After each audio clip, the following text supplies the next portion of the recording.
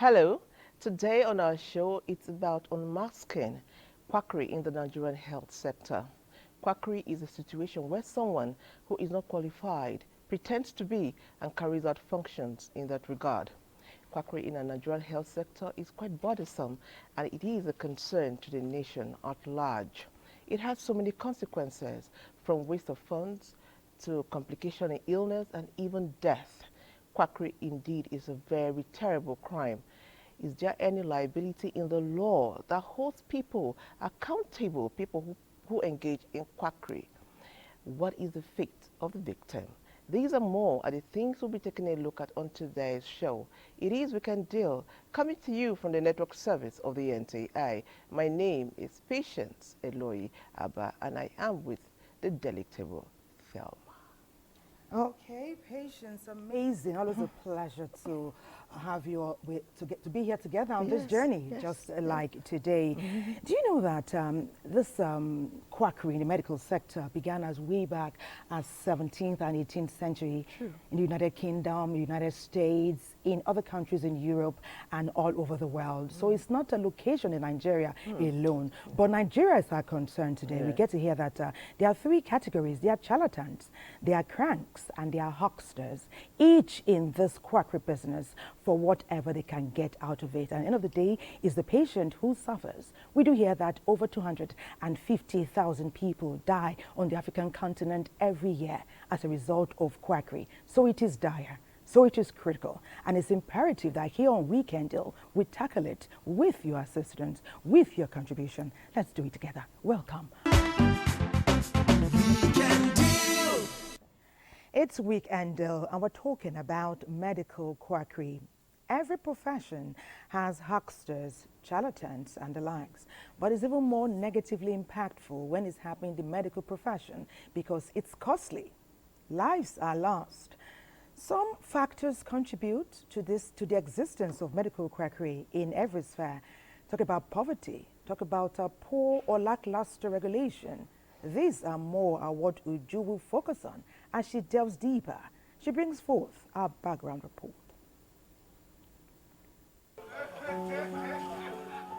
Medical quackery, a menace which has left many impaired, maimed, or losing their lives, is a situation calling for immediate and adequate attention.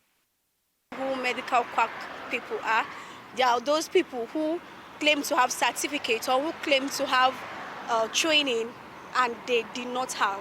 Medical personnel that are not qualified, that are not professionals, that are not certified, people that are not supposed to give prescriptions to sick people, but they are doing it maybe for the sake of profit and some other thing. As we look into this situation with experts, unmasking medical quackery and the need to address it becomes the focus, and We Can Deal today. Quackery generally, I think, is as a result of shortage of staff strength in the medical industry. A lot of trained, licensed, certificated health practitioners do move out of the country because of greener pasture. If we can follow according to the ratio level by the World Health Organization, like a nursing profession, I think it's ratio 1 licensed nurse, that's practicing nurse, to 4 patients. It is not found, I think, in the underdeveloped countries or developed country like Nigeria now. So I think that's one of the main factors contributing into the quackery practices in Nigerian health industry. People bring about this quackery because they like cheap labor. They look at it as if they can now employ any other secretarian or any other person who is not even a medical practitioner, be in the clinic, get somebody or the doctor himself or the nurse, only one person, now teach these other people. And they teach them. There are modalities on ground. The Northern and Midwifery Council of Nigeria is not ignorant of this. They even put committee virtually in every state that to go around to look at issue of this quackery. Even in FCT here, as I'm talking to you, we could record issues where we've gone to some clinics to see the medical workers that are there. Operation Show Your License, you find out most of them are not licensed workers. Study shows that approximately 250 people die each year from medical mistakes. Ascertaining accurately the number of persons who are adversely affected by medical quackery is still work in progress. Uche Andrew, a victim, shares her experience. I was not born deaf. I have acquired language before becoming deaf patient. It happened when I fell sick and was taken to the hospital. A lot of medication were given without actually finding out what the exact problem was. And it became worse and more pronounced when an injection was given to me. At that time, I have grown up, finished SS3. I was preparing for university when it happened. So I became deaf later after I have acquired language. It wasn't easy. You know, it is like you are excluded from the normal world that you are used to. Many people who pass through this kind of thing, they are at the point of committing suicide because it affected their mental health. They feel that the world is over for them. For me, I was fortunate enough to have a family member that reads special education.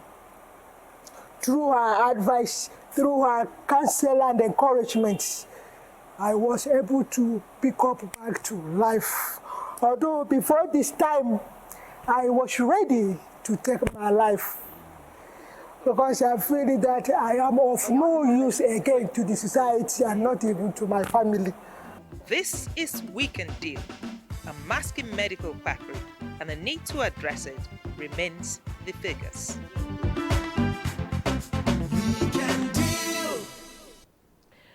The impact of quackery in the health sector is very costly, like Thelma said. I mean, imagine the story of that young woman. She wasn't born deaf, but because someone decided to practice what he or she was not qualified for, she is deaf. And the question I ask all the time is, what's the fate of the victims? What happens to her? I mean, I'm talking legally now. What happens? Today, she's not hearing properly. Okay, we have our guest in the house, our two guests in the house. But we just take a feature We'll first. feature We'll get to first. talk Okay, with them, yes. like I said, the impact is far-reaching. Let us go to NTA Gombe. The impact of quackery. Let's watch this. He is giving false medical advice or treatment without formal training or scientific basis. A specialist in one field managing an ailment outside the scope of his or her specialty is also said to be a quack. Experts believe ignorance, poverty, dysfunctional healthcare system, lack of medical personnel at the grassroots, and desire to get rich quick are some of the factors that sustained quackery in the health sector. There are areas where we don't even have the facilities. There are no hospitals. You know, those people are left at the mercy of quacks. You know, sometimes You will now see a village, especially those remote areas. You see somebody who has never received any training, he will pose there as a doctor, and he will do everything. He will do everything with what a doctor will do. People there submit themselves to those quacks. Whenever you see crime thriving, obviously it's likely to be a lapse in regulation and enforcement. And of course, if one is doing it and is not punished, you are likely to get more. So this is the issue, I believe. All these fake drugs are right inside the market, right inside Gombe. And the people are hiding behind the fact that they are cheap. Quackery in Gombe State is checkmate by regulating bodies to safeguard the citizens. All hands must be on deck. The right away from the administration, if you come to the hospital, we must insist that the right person is placed in the right department.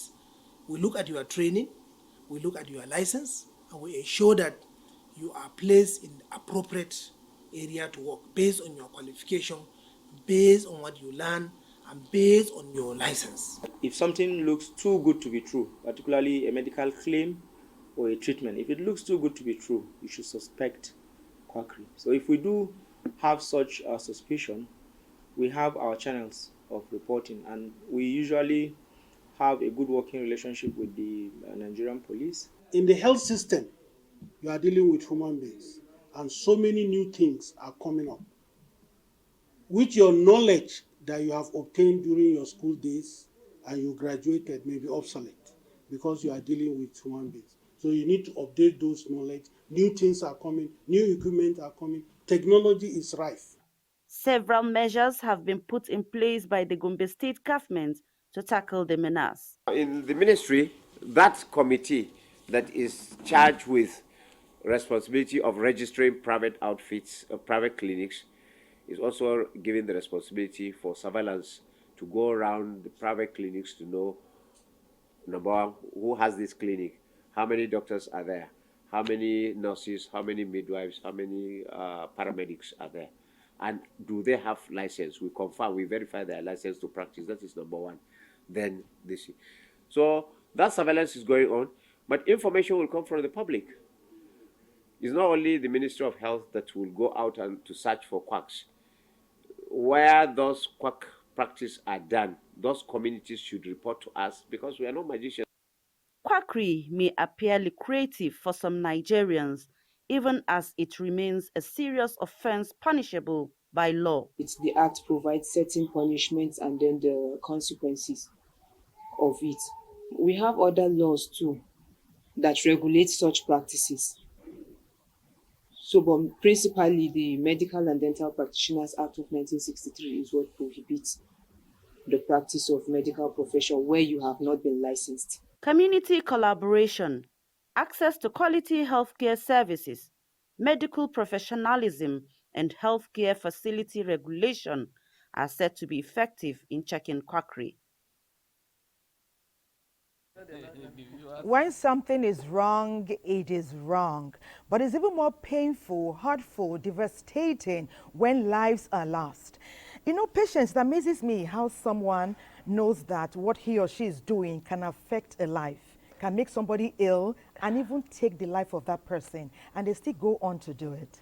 It's amazing, like you said. I mean, sick people or somebody who is sick is already vulnerable. And what you're seeking for is solution.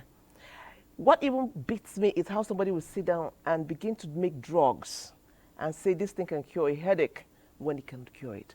And these drugs can go, your cousin can take that same drug. Yeah. Anybody from your family can also take that drug. And they do it with, I don't understand the mindset. They've thrown caution to the wind. I don't understand the mindset. We have guests here who will help us tackle these issues. Perhaps we can make a foray, not just into the minds of these fraudsters and quacks, but into what makes people patronize them. Let's welcome Dr. Ejike Orji. He's a medical practitioner.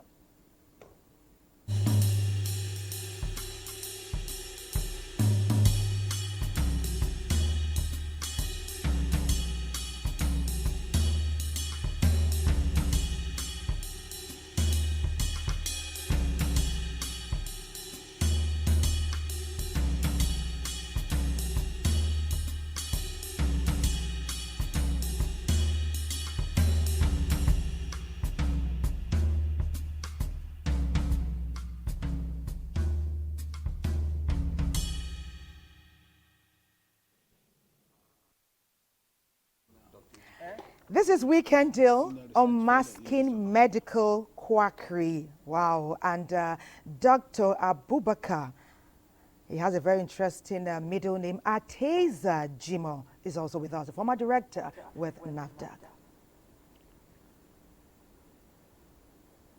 I thought they were good patients.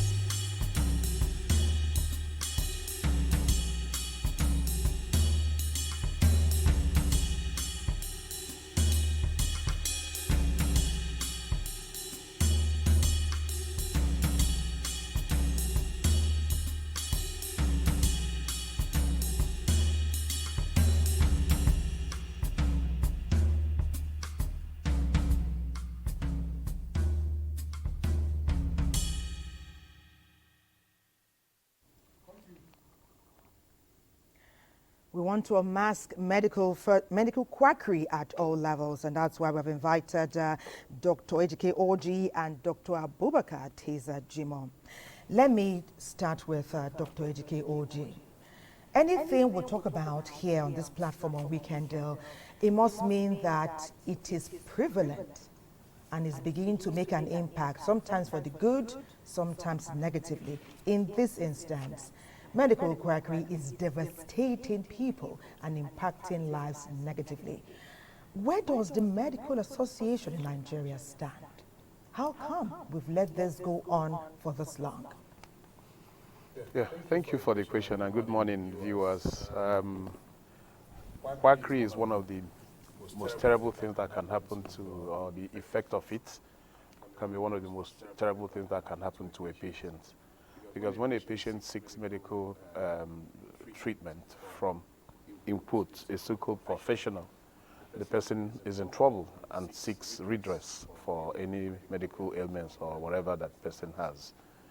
So the Nigerian Medical and Dental Council of Nigeria has this sole responsibility to oversee issues of training and then also a practice of medical doctors in Nigeria. At least that's for the medical profession or the doctors on one side. Then the Nursing and Midwifery Council of Nigeria has also the sole responsibility of regulating the training and practice of nursing and midwifery in the country, just the same way the pharmaceutical PCN, I think he will speak more to that as a pharmacist. Oh, you're not a pharmacist? Okay, I thought you were one. So the Pharmacy Council also has their responsibility to make sure that people who compound medications and then give the medications out are also trained to do that.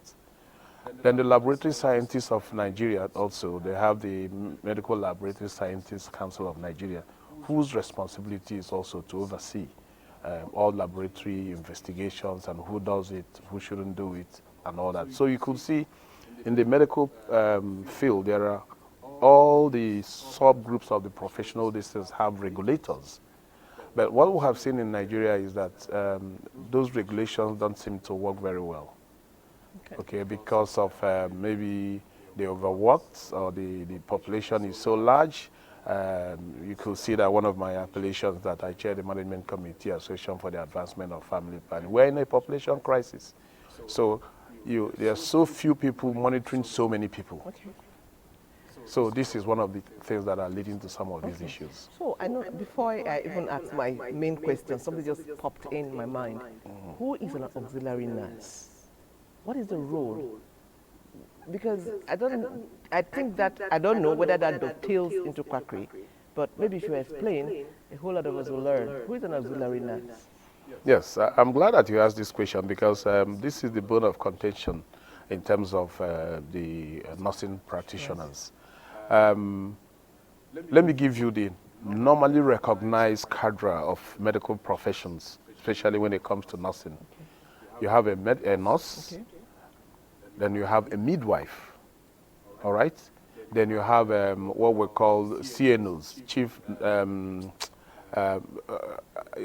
when I say chief nursing officer, that is now gradations. Okay. But the important thing that is a nurse. But there are CHUs also. If you after the nurse, you come to the level of CHUs. CHUs is the community health extension workers. That is supposed to be the lowest level of healthcare workers in the country that are graduated, so to speak.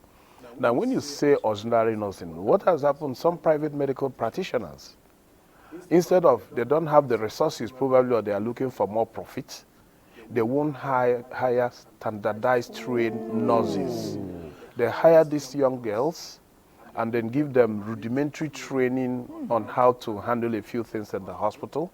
And then, one of the key things I always say when it comes to issues of quackery, where the eagles dare to perch, these people go and perch. Yes. So you see an auxiliary nurse that is not properly supervised, now wearing the cloak of a matron.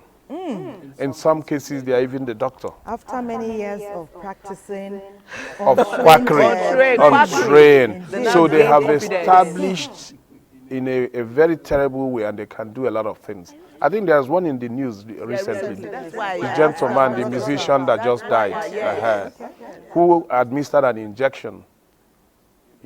I think without even asking any questions, before you give any patient injection, you must find out whether that patient is allergic to that particular injection.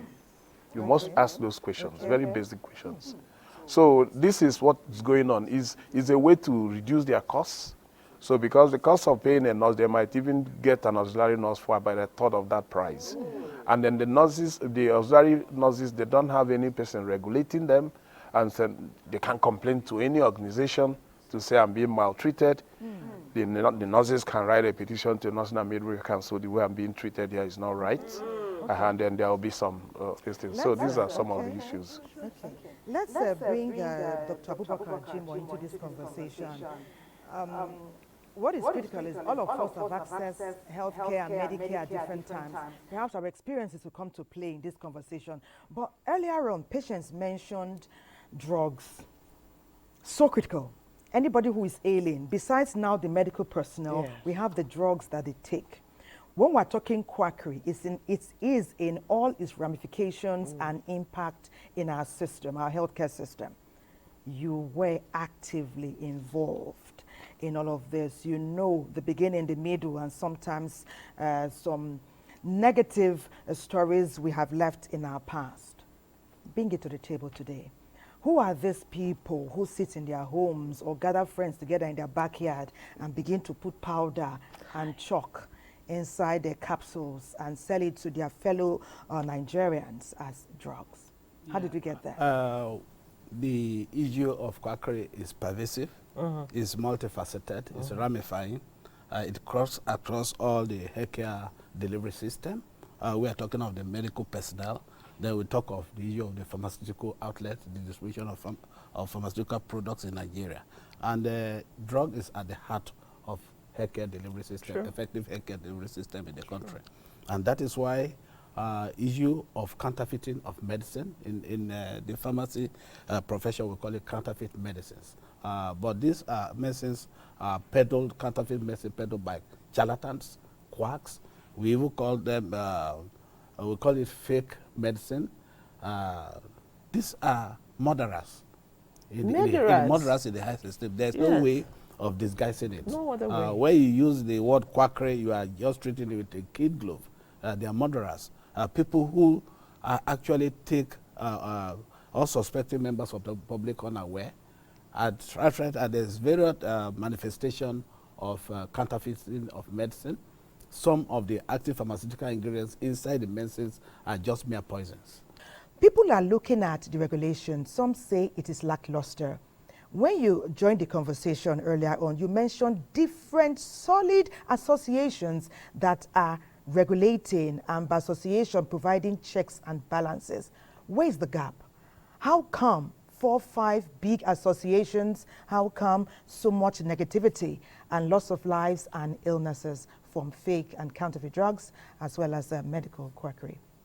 Yes, let me probably answer your question in looking at the 2 areas you mentioned. One, the drug quackery, like Dr. Jima has also very well elaborated on. I like to, in this kind of conversation, bring specific experiences I've had over the years as a physician. This is my 43 years of being a medical doctor. Actively, I would say I practiced very actively 10 years, then a small gap, then another 9 years before I went into development work. As a young medical doctor in Kaduna, in 1988, in the hospital I was working in Chesel Hospital then, one of the major private hospitals in Kaduna, we were the first to hire a pharmacist. And the reason was simple. When I joined my senior colleague, Dr. Kujo, I would say medicine came to me as a calling. So when I treat a patient, I don't just give a prescription and end there. I follow that patient till he gets well, no matter where he is. If he doesn't have a phone, I get his address. When I'm done, if I feel that patient has to be followed up, I drive to the patient's house. So it gave me a lot of insights to whether the drugs we are giving, the treatment we are giving was working or not. It wasn't just enough to hand over a prescription. And I'll tell you two things that came out very clearly. One patient, he came, and he was given malaria treatment. Classical malaria, when we treated him, anybody will say he has done the correct thing. So he left. 2 days later, I went to his house. He was a driver in one of the organizations who had a retainership. And this man was shaking like a lily. And they were giving everything classical treatment of malaria. And I didn't have any doubt that it was malaria because as at that time, once anybody is treated, I must do malaria parasite smear to confirm. So I took the guy, put him in my car, brought him back to the hospital and admitted him. So what I now did was I decided to use Resochine injection. As at that time, that was chloroquine injection that was being used. I didn't use the normal this, and I used Resochine. And you know, malaria fever is one thing. Once you get it, what we call the fever crashes. The next 6 hours, the fever was down and stayed down until we discharged the patient. I now decided to start looking at all the drugs that we had.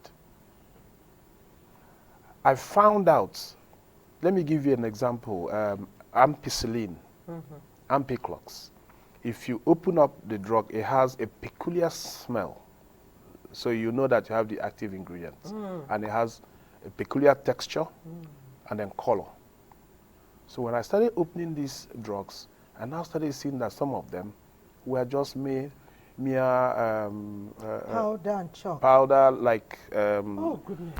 Ground semovita or things like that, you know. Oh my goodness. So one particular one that struck me was, after that I had to meet my boss. I said, look, Koga, we need to employ a pharmacist in this hospital. He said, Ejike, you've come again. You know how much it costs to employ a pharmacist? I said, well, I don't think I'll continue to work unless we have a pharmacist. Because I was dedicated, and then the hospital was growing, because people could see they were getting... So we hired a pharmacist. He agreed that we hired a pharmacist. Now, even though she is the one that is responsible to regulate all of these things, but you see, experience counts a lot. So one day, they brought drugs for her. I said, have you checked all the drugs? She said, yes. I said, fine. I said, before we start using those drugs, I want to sit down with you. Let's go through all those drugs, one after the other. He said, Dr. Oja, are you trying to teach me my work? I said, no, I'm just trying to share my own experience with you. You are the boss when it comes to this. But I have a little experience I want to share with you. I said, bring the Ampiclox. She brought that. When we opened it, everything properly smelled. Once you open it, the smell was nice. Okay. So he said, this one. I said, no, we're not done. Bring a white sheet of paper. She brought a white sheet of paper. We placed it on the table. I brought out one of the capsules, opened it up, poured it. I saw the way she jerked back. I said, what's going on? He said, this is not the typical color of Ampiclox or ampicillin. I said, no, you say don't check out. Really? I said, sad. Touch the texture. We're talking about 1985. As far back as that? Yes. I said, touch the texture. When she touched it, it was very coarse. It wasn't the normal texture. I said, now let's smell it. When we smelled it, it was inert. It wasn't smelling like ampicillin at all. So that now told her that she has a big job. Do you know that I now built a counter, just like you have this small distance here? I place fake drugs. When my patients come, I start educating them. Now, let me tell you one particular incident that eventually I used to push for the establishment of NAFDAC. I met, we were seeing General Wushishi of blessed memory. So his son took ill, came to the hospital, and we treated him. And the child, we didn't treat him first. He had gone to some other person. The doctor gave an anti-malarial. The child didn't get well. He took him to another doctor who thought that it was typhoid. Started treating the child for typhoid without actually checking. Because the other fever didn't come down after being treated with malaria tablets. That's another angle. And then the patient was still not well. So now he now brought the child to our hospital. Before we did anything, I said, let's go and check. We ran a test. The child has malaria parasite plus. We had to admit. So what we gave was risochin injection. Then the standard drug we're now giving was risochin.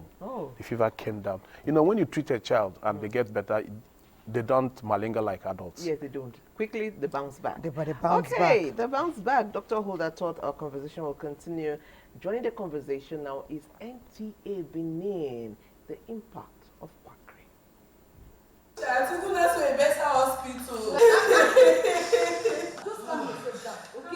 This excerpt serves as a poignant reminder of the devastating effects of quackery in our healthcare system. We have a lot of quackery in medical practice. You see a lot of people posing as doctors that are not doctors. We have people posing as pharmacists that are not pharmacists. Posing as nurses that are not nurses. Quackery is practically a malpractice. It is a fraudulent and illegal acts that are being perpetrated by some personalities who pretend to have skills in the medical field, whereas they actually do not have such skills to offer. And by so doing, they tend to place the lives of individuals who actually seek for medical care at risk. Medical practice is hands-on. So if someone stays with you for as long as you practice, that person can almost inevitably do the things that you do. But that is not to say that the person is trained to do that assignment or to carry out that task.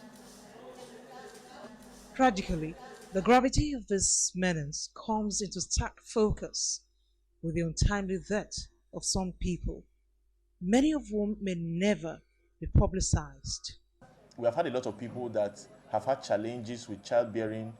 They go to different maternity homes, wherever they are. They are handled by people that are not licensed midwives or nurses or doctors. When there's eventually a problem, they are referred to UBTH or they are referred to any of the established institutions, and they come in really bad shape. In some chemists, we even see them putting up infusion drip on patients in chemists. Some of them will sit inside their vehicle and they'll put up infusion for somebody that is sick inside the car. While Nigeria has witnessed advancements in the health sector, a significant challenge of quackery in medical practice remains an issue.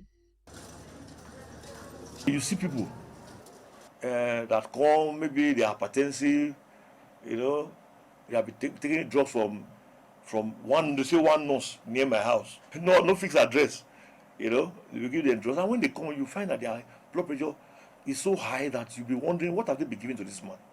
Everybody is looking for a way to make money. We also see quackery in dentistry. There are a lot of people that come to the dental clinic, they have gone somewhere first, somebody's trying to put in a crown for them, and the preparation of the tooth does not look like what should have been prepared at all. Recently, the Edo state government clamped down on unlicensed hospitals. Most of the hospitals lacked qualified personnel. In one of the hospitals, There was a case of a woman left in critical condition, gasping for breath. People need to know that there are standards to medical practice, which we all know, but because there has not been regulation, no one has taken the bull by the horn. Anything goes, and we cannot allow that to continue to happen. It is hoped that while citizens continue to take precaution, authorities will employ more ways of eliminating medical quackery in our society.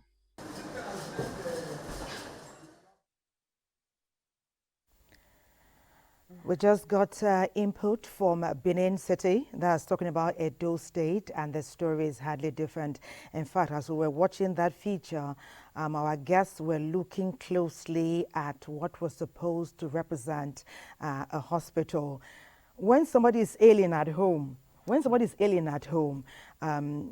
people start, we tell ourselves, no, after 1 day or 2 days, no improvement, go to the hospital. The way it seems now, some people hesitate. They've gone as far as looking for doctors in private areas or ask them to come and treat them at home, because some say those people that go to the hospital, they hardly return the way they came, or some of them don't even come back at all. Before we took that feature from Benin, Dr. Ejike has spoken expansively about real-life experiences, and that's what Nigerians are yearning for, to know that what we're discussing, we can place it in real time. So it is happening. And it went back as far back as 1980-something. In the supposed highbrow, cosmopolitan, sophisticated areas among medical personnel. People will question now, how do we get our drugs in? What channels do they pass through? Some even go as far as saying, what has NAFDAC achieved since inception? Does the punishment for quackery suit the crime? How far have you gone to the point when it began, where we are now? Are people now afraid to make fake drugs? Yeah, thank you very much. It has been a checkered history in terms of the phenomenon of counterfeiting of medicines in Nigeria. When counterfeiting started some years ago, it used to be, there was no level of awareness. People do not even know that there was the phenomenon of counterfeiting of medicines. People take medicine, it's not working, and there was tendency for people to ascribe it to even witches and wizards in the villages. Village people. That was the humble beginning where we started from, when NAFDAC mounted very intensive public and massive public enlightenment campaign. We started with that, trying to draw awareness about the phenomenon of counterfeit medicines and substandard drugs in the country. From that very humble beginning, we waged a very ferocious war against the influx of counterfeit medicines coming through the port, the authorized seaport, airports, and also even the illegal routes. As at the last count in Nigeria, we have over 1,500 illegal routes through which other items are Tell us about the ferocity of that fight. So that fight has been very intense, multifaceted. In 1995, when NAFDAC started, we arrested a Chinese firm and 28 lorry loads of counterfeit medicines.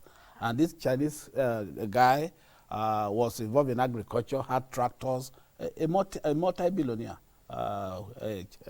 Fred Huang and Joseph Huang, two brothers who were involved. As a matter of fact, he had a chieftaincy title in Ogun State as at that time. They must be in jail. They must be in jail till now. That was very first major confrontation NAFDAC had in 1995. I was at the forefront of that because I brought the intelligence information as a young PR person who just started, and we read that. And you know what? When NAFDAC went to started the investigation, and it told us that because NAFDAC was just created that in 1993, we were very young, and he was not used to, he was just operating recklessly before. And he told us, NAFDAC, the secretary went in and said, so people call NAFDAC, they are here. He said, NAFDAC, give them food, let them go and eat food, give them entertainment. They said, who is NAFDAC? It was so condescending. And that brought, they saw the other side of NAFDAC, because NAFDAC was a new agency. This guy has been operating before the creation of NAFDAC on the field day, recklessly. And he told them he was well connected down to the top. And that was when, during the military era, and that was connected to the but top. many at the top did not know how devious he was. From there, that was the beginning of the journey. Then talk of other ferocious war, which Professor Dora Kweli she was at the top of it. But just a minute, Dr. Jimo. We are asking about the consequences. What happened to that man? Where is he today? Yes. Well, it's a long story. Was he jailed? It's a long story. Okay. Let me It's a long story. If I start this, Dr. Jimo, hold it. Yes. I want to come back to thank you. Dr. Oji. We heard a story of a doctor who practiced for so long, carried out so many surgeries. I think at that time they said he had practiced for 16 years and discovered to be a quack. So I am wondering, was he not attending any meetings? In Nigeria? In Nigeria. It was in the news. I remember, I think it's somebody from even Benue. We had a Benue name. So I remember the story. They said, how did he manage? And again, number 2 question, so you answer it together. Are the punitive measures strong enough? So that when you're thinking of wearing that white coat, when you're not a doctor, the consequences will make you drop it, or a nurse, or even a sonographer, whatever you're trying to fake. Are the punitive measures not strong enough? And how did they succeed in practicing for some number of years before they are caught? Yes, I think we spoke a little bit about it earlier. Why are these things persisting? And they are persisting for simple reasons. The regulatory organizations are overwhelmed. Okay. They are underfunded, if you ask Ejikoji. They are underfunded, understaffed. Based per capita population, they should be addressing. Mind you, at independence, we were just 42.5 million. Now we are 210 million naira and counting. Naira, people. People. You get the point. Yes, sir. NAFDAC was created, like you said, in 1993. And then if you look at the size of NAFDAC, the number of people in NAFDAC, the processes they use to check out whether drugs are counterfeited, fake, or whatever nomenclature we want to use, how many people per capita, so to speak, do they have to police the country? They can't do it. Let's also come to the Medical and Dental Council of Nigeria, which has the responsibility to make sure that any practicing medical doctor in Nigeria is properly licensed. And let me give you a simple example. It's good that we are discussing this, a few things some of us have done. Like I did mention about NAFDAC. When I saw those fake drugs, I attacked the former our former head of state, Ibrahim Babangida, in Kaduna. In a meeting, he came for the week, the Army Week on health. So I was invited. So I went and met him. With him, Mr. Former Major General, the guy that was head of NASI at the time, from Bayelsa, I remember his name. So both of them, I said to them, what are you people doing? There are a lot of fake drugs in the market. So remember when Babangida took over, he gave a responsibility to Professor Olukoyerasom Kuti to boot out fake drugs. There was a meeting called at that time, and in that meeting, I challenged Professor Kuti. This was around 1991 or so. I challenged him, made so much noise as a young medical doctor. And then eventually, I didn't even know that that led to what we call NAFDAC today. It was about 15 years later, the journalist that was there, that was one of this thing, saw me and said, GK, did you know that this thing you did, this is what happened? This is the outcome. But let me now come to medical practice again. Yes. In 1998, I was practicing, working in a German hospital, coming and going in an international diagnostic facility. I came back and I met the former Registrar General of the MDCN. And I said to him, do you know that I graduated 1980?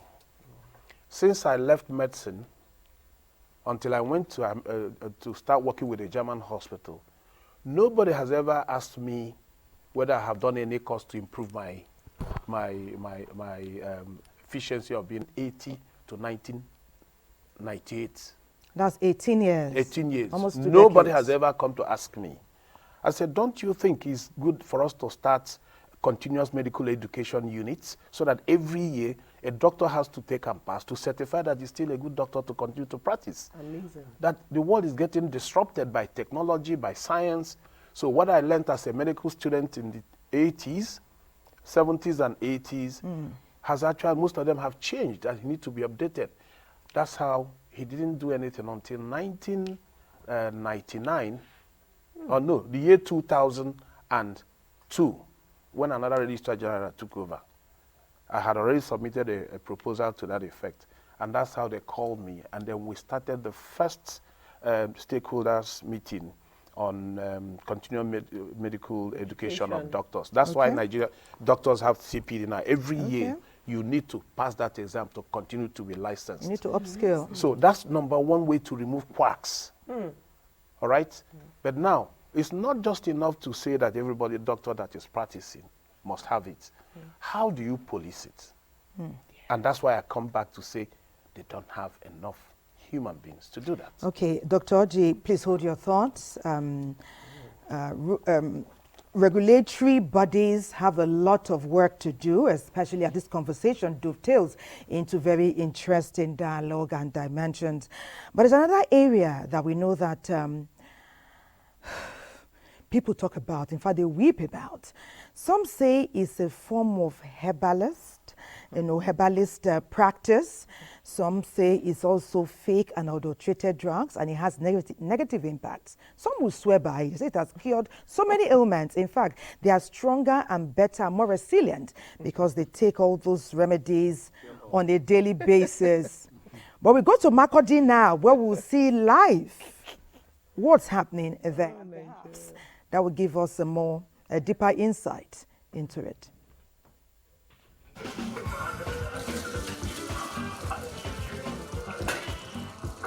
Yeah, good morning. Give me for 200. Amobi, 100 naira. Making 300. In Nigeria, a large percentage of the population depend on traditional medicine to help meet their health care needs. When you take herbal medications, I think they suit the body easier than chemicals. For me as a person, I'm an advocate for natural medications, especially food medications. If you take your orange in a good quantity or your fruits, they'll help to heal your body, rejuvenate you, and help prevent your body from, illnesses that would have easily gotten you down. They take the medicine more than 5 years now. And the medicine, they work for my body. Not only me. Now, this is one Okada medicine. Because of the cold that you send our body. Like today now, as I sleep, I dream so much that I just dream anyhow. And I was suspecting that typhoid. So immediately I take the medicine, the thing go. People are there for hospital, man, then they direct them, come here, come buy the medicine. Even when I fell down illness, I go to hospital, I take treatment. I must definitely come back here to take a dose of this before I could be very, very strong on my own. I discovered that the herb is very, very working. Herbal medicine has been commonly used over the years for treatment and prevention of diseases and health promotion, as well as for enhancement of the span and quality of life. However, there is a lack of a systematic approach to assess their safety and effectiveness, especially the different concoctions sold on the street. Many people complaining of harming body, but native don't harm anybody. Some ones will come here, say, Madam, arrange leave for me, I want to cook. And they will collect it. Some people will cook it and start selling it. They don't know the rule of this thing. They don't even know how they started. Like that kind of person, it can harm somebody. I fell sick. One of my colleagues told me that I should come and take this medicine. So when I came, I described them what was wrong with me, typhoid and malaria. Then I drank 1 cup from the beginning. So at the moment I took this, I felt hungry. And the lady told me that it's a mistake. I should have taken something before drinking the medicine. Then I asked her to tell me the experience he has about the regulation. He said, you cannot take it overdose. He showed me a cup. Then I will measure on that particular cup. If you avoid taking overdose, is that cup you will take. And when we take, it will not disturb you. There's so much risk in taking herbal medications, especially the ones that are unregulated, especially the ones that are not produced in a safe environment. You do not know the chemicals that are added to it. You do not know the environment that was the medicines were created there.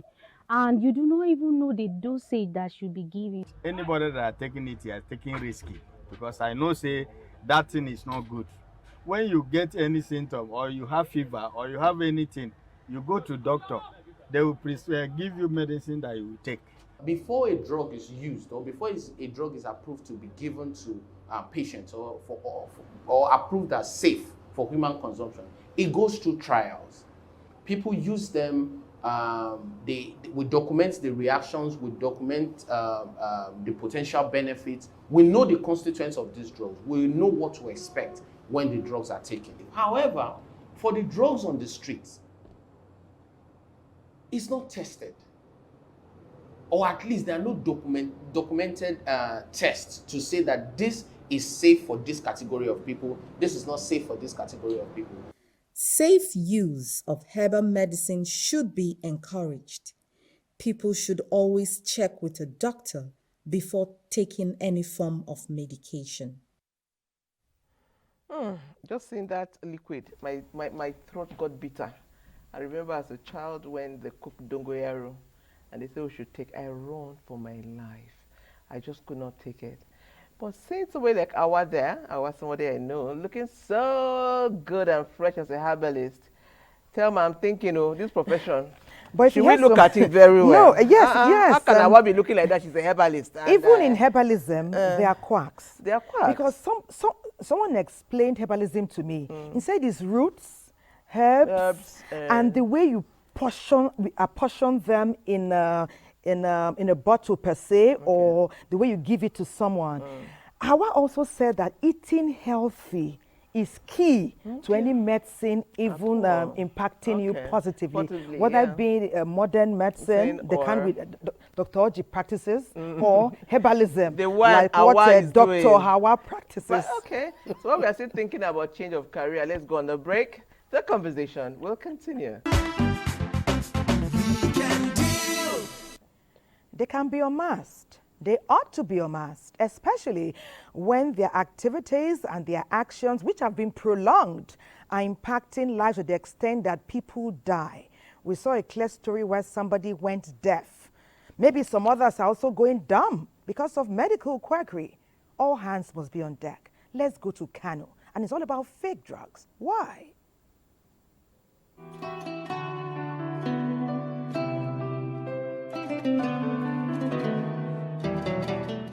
There has been a growing concern over the widespread of substandard and falsified drugs in Nigeria.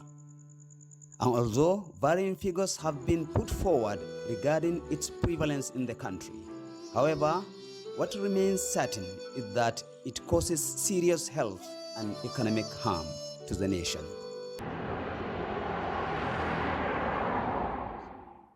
Kano State in northern Nigeria has a significant share of this problem, and regulatory agencies explain why the prevalence is relatively high in Kano. The volume of trade in Kano is large, and as such, since the trade volume is large, any person who is producing or importing a product into Nigeria, whether food or drug or any other thing, will try to find a market position in Kano because of the population and because of the position Kano occupies as the major commercial center in northern part of Nigeria. That this commerce go transcend as long as even neighboring country. Niger take their delivery from here, Chad takes it, to some extent Cameroon. In fact, it goes as far as Central African Republic, they take this thing. So of course, the volume of trade is large, and of course, we should expect that issue of fake and substandard will also be more in Kano because of the position it occupies in terms of commerce and industry. Consumption of fake drugs is a major contributor to prolonged illness. And experts say the scourge is scary and causes adverse health implications. When the drug is done, it has done its effect in the body and has completed its half-life. It's usually excreted through the kidney. And when this substandard or counterfeit drugs are being ingested, because it doesn't have the right dosage, it usually affects the kidney, causing nephrotoxicity. It affects the liver sometimes, causing hepatotoxicity, and even can cause organ damage and even death. There are various explanations as to where these drugs are coming from. However, the problem seems to be much complex than inferred. Greater percentage is coming around US and India. Some are coming from China majorly and other Asia countries. But these are the two major countries that these things are coming. But they can come from any part of the world. I'm not exonerating, but these are the major source of fake drugs in Nigeria. They usually go from pharmacist to pharmacist to check their licenses, but unfortunately some of these pharmacies are not registered. So some are not in areas that are reachable. So unless there is an eye out there that is able to see those fake pharmacies, then those regulatory bodies can go and check that pharmacy and close it down. But unfortunately, before they can reach out to that particular fake pharmacist, they have already done the damage. As the fight against fake drugs intensifies here in Kano, the National Agency for Food and Drug Administration and Control, NAFDAC, says it is adopting various techniques to win the battle. We started noticing that even the NAFDAC registration number now, people are faking it. Do you understand? The public may not be able to identify that this thing is. So we introduce a lot of, some technologies inside. Like there is this scratch that you do. If you buy a product, you scratch, particularly for anti-malaria. When you scratch it, you send it for SMS, it will tell you whether it's genuine and fake. These are some of the innovation that NAFDAC brought on board so that we put it to the customer to know exactly what he's taking. And that's it, Dr. Oji. Stop faking drugs, they could be your mother. Dr. Jimo. Drug counterfeiters and murderers, we must all collectively wage war against drug counterfeiters. And that's it. From us, it's bye-bye. God bless Nigeria.